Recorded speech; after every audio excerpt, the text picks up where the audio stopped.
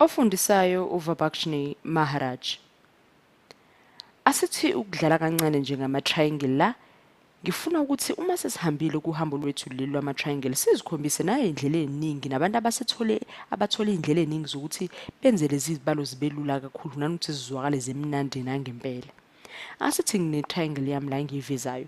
Siyazi vele ukuthi uma sisebenza ngama-triangle sizama ukuthola i-area ye-triangle kuthiwani, njengoba ngikubhalele nje ngokomthetho kuthiwani, kuthiwa A kuthiwa equal half wethu base kuthiwa base times height.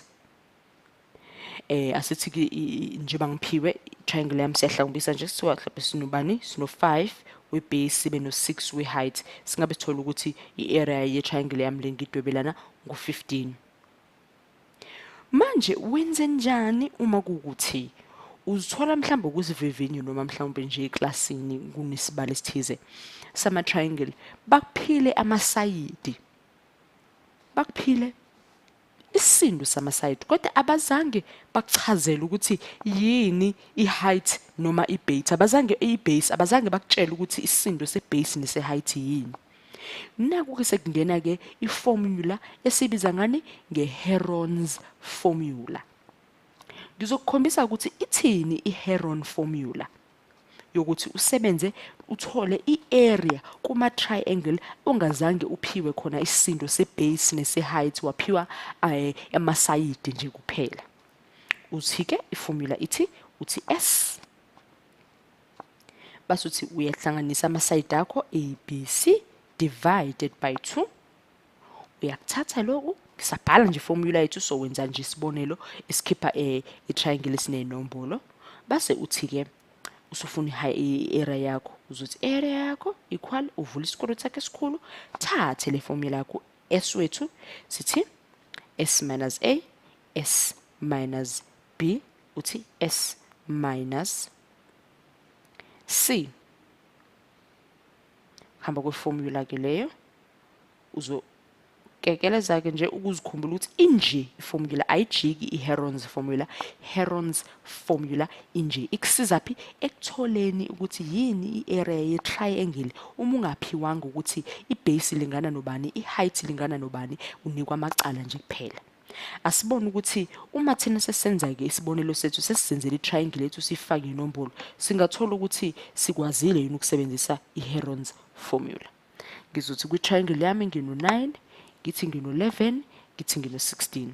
Ngizothatha-ke njengokusho kweformula, ithi iformula ngithini, ngithi S, ngithi iy'namba zami lezi zamacala, ngizothi 11, ngizothi 9, 11 no-16, ngithi divided by 2.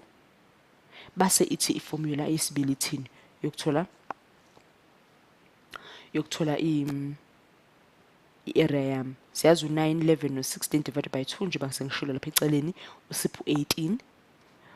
Uma sesifika la ngaphakathi sesithini, 18 wethu sesiyazi ukuthi uwona u-S,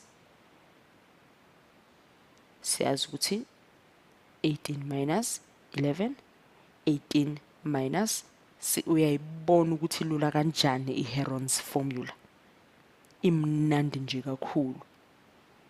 Singathi square root ezansi 18 minus 9 usipho 9, 18 minus 11 usipho bani 7, 18 minus 16 usipho usipho 2.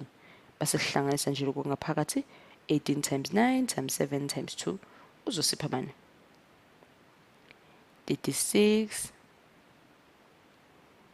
9 no-7 wethu i-square root zethu sibe no 36 no-9 square root sika 7.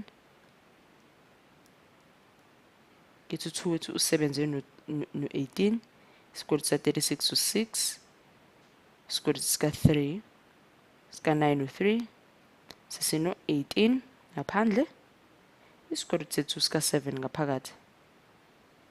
Ngoba u-6 times 3 usipho 18, ngakho seno 18 ngaphandle sibe ne-square root sika 7. Okusho ukuthi singagoqa ngokuthi nansi nje iphuma kanjalo nje impendulo yethu kalula kamnandi ye-Heron's formula.